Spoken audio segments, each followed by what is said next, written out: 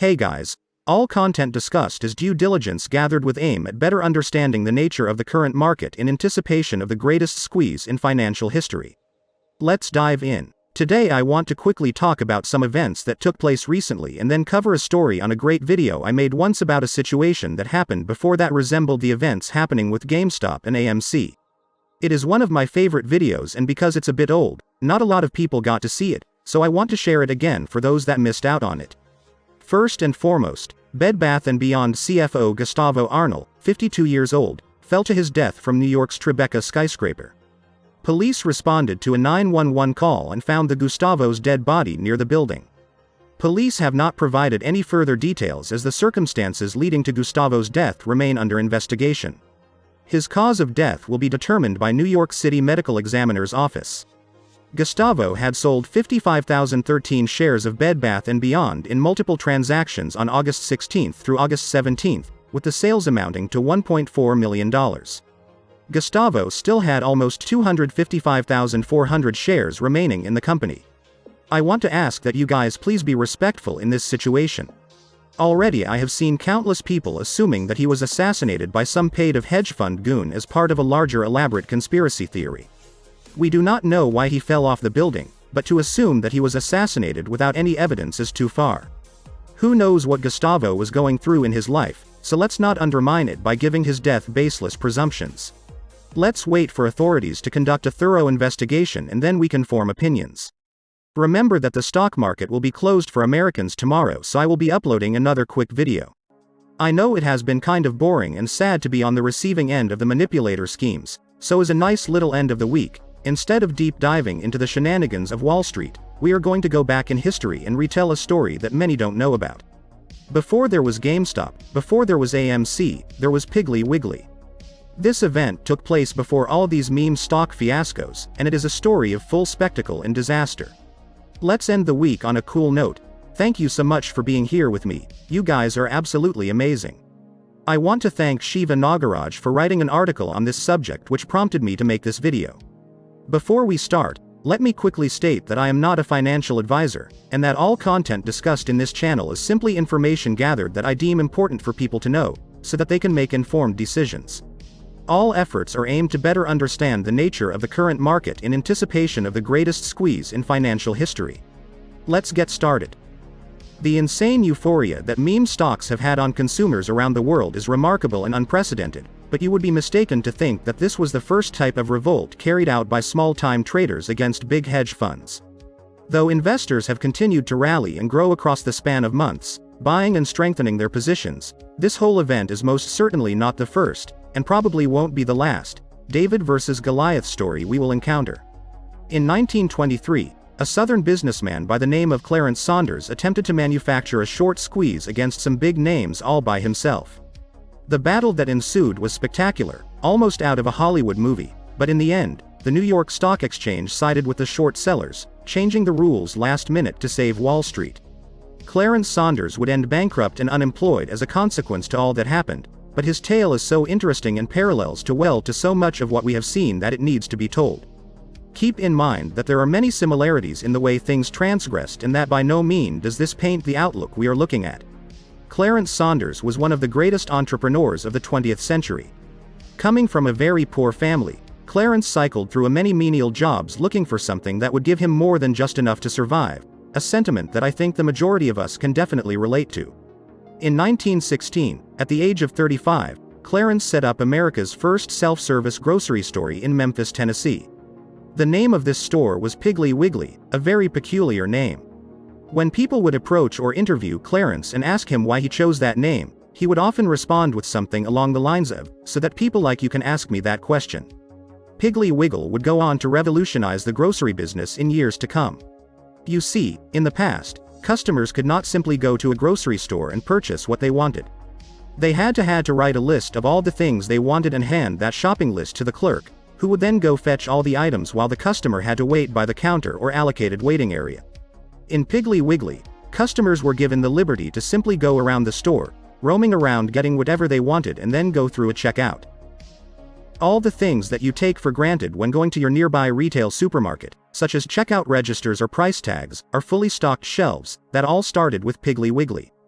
By 1922, Piggly Wiggly had begun expanding rapidly, having franchised more than 1,200 stores throughout the United States. The founder, Clarence Saunders, would be noted as boasting that Piggly Wiggly shall be said by all men that it would multiply and replenish the earth with more and cleaner things to eat.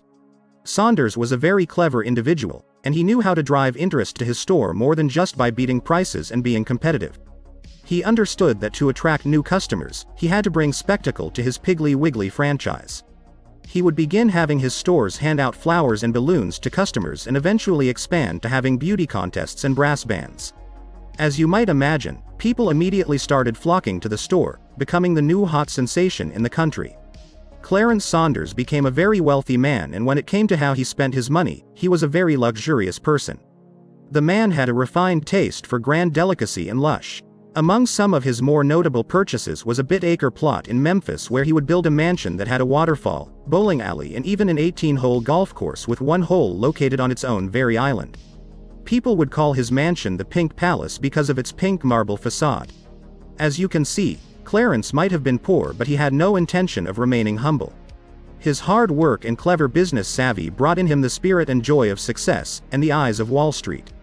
By February of 1922, the New York Stock Exchange had listed Piggly Wiggly on their exchange for trading. With consistent profits and revenue, Piggly Wiggly became a very reliable security in the eyes of institutions, but in the fall of 1922, the same year, some independent franchises had gone bankrupt. As you might imagine, Wall Street institutions began sensing some doubt about Piggly Wiggly, feeling the company might have some serious vulnerabilities they could exploit, and because of that, they decided that they would make a nice profit by short selling it. Clarence Saunders would learn about the short positions Wall Street began taking on his company, and the man was rightfully livid. Clarence took their actions very personal, and since Wall Street had decided to bully and take on his company, Clarence decided to take on Wall Street itself. That's right, there were madmen before the roaring kitty, willing to stick it up to the big guys. Clarence would begin buying Piggly Wiggly stock in large quantities, driving the stock price back up. The man was incredibly confident, to a fault even. He had no experience trading stocks before, but that would not stop him from tackling Wall Street head-on.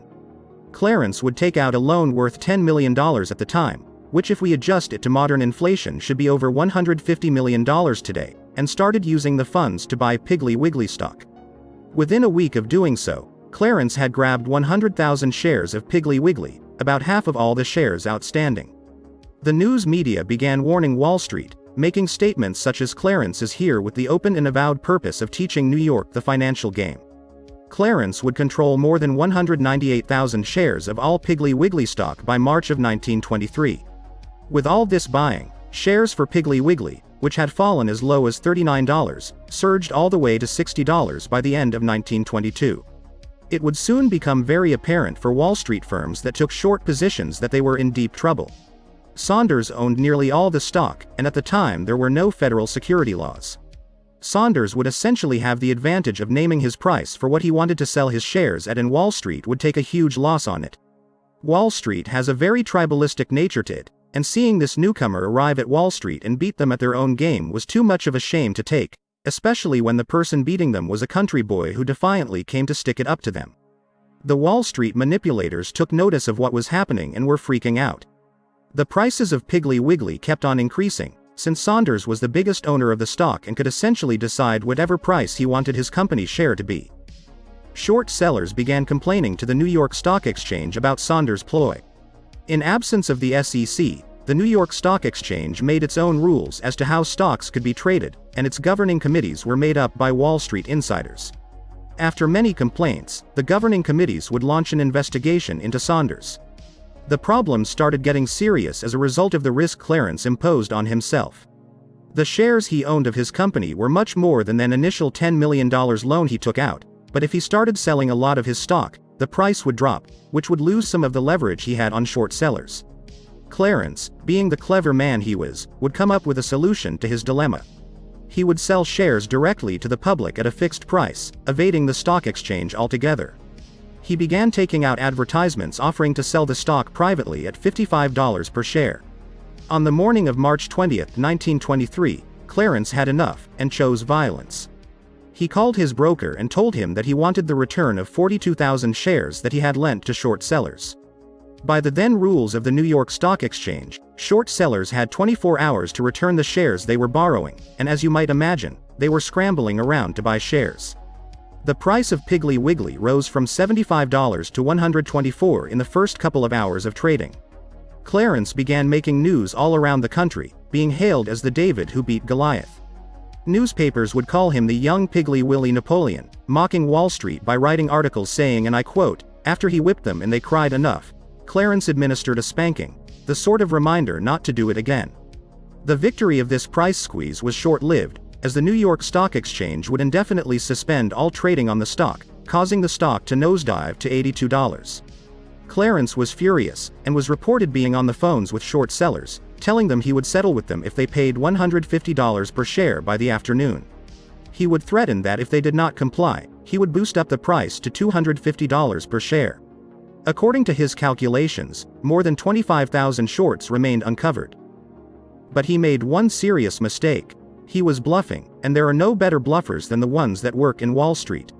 I mean, these people's entire careers depend on how good they could bluff, so Clarence's lack of Wall Street savvy became his Achilles heel. Almost none of the short seller accepted his deal, and would later be vindicated by the New York Stock Exchange when they barred Piggly Wiggly from being traded on the exchange.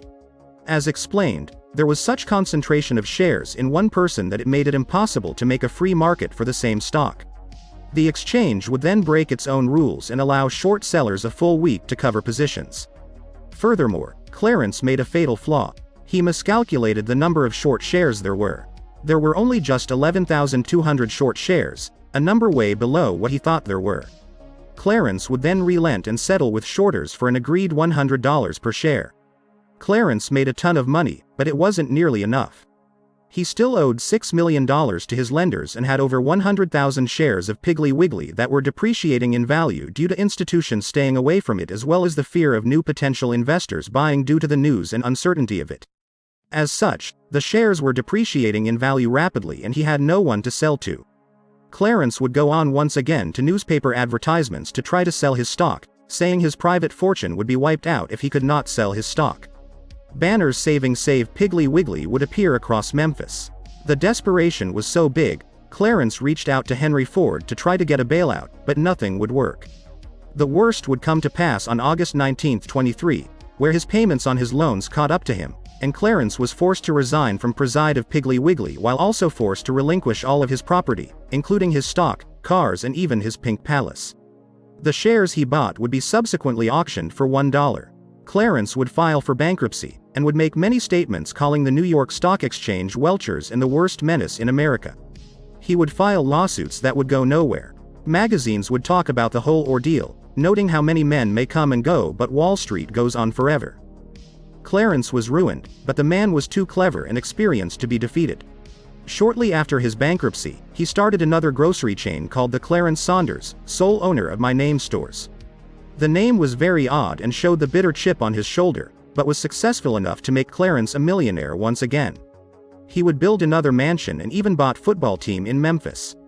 His team, the sole owner Tigers, would defeat the Green Bay Packers a week after the Packers won their first National Football League championship.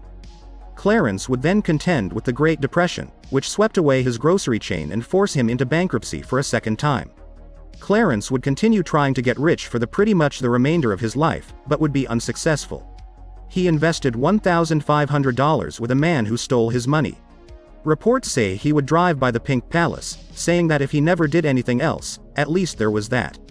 The story of Clarence Saunders was very similar to the meme stock sage we are currently in.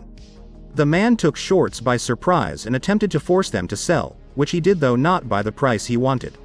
In my opinion, he made far too many mistakes. He did not educate himself enough. He was too greedy and too confrontational about the way he did things, and in the end, it ended up driving people away from his stock, which saw his company losing most of the value. The situations between GameStop or AMC and Piggly Wiggly are very different, but the sentiments and short situation are eerily similar, so I decided to tell the sale of the great Clarence Saunders and his almost successful victory against the giants of Wall Street. I am more interested in hearing what you think though, so don't hold back. I hope to have given you guys some perspective, to have inspired the growth of some wrinkles, But the sad story is that I won't know unless you tell me so in the comments, so don't be shy and give me your thoughts and opinions into this video. With that said, I hope to see you guys on tomorrow.